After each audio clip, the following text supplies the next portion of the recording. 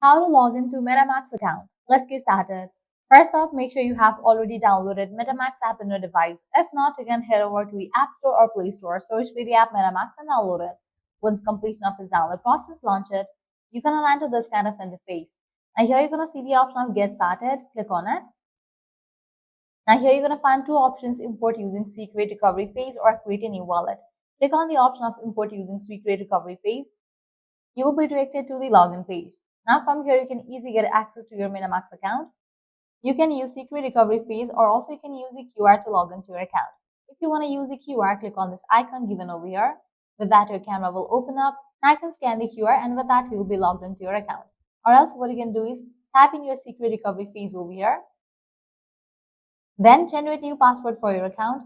Confirm your password. Then you can click on import and just for that, you will be logged into your account. So this way you can easily log into Metamask account. If you guys find this video helpful, don't forget to like, share and subscribe to our channel. Thanks for watching.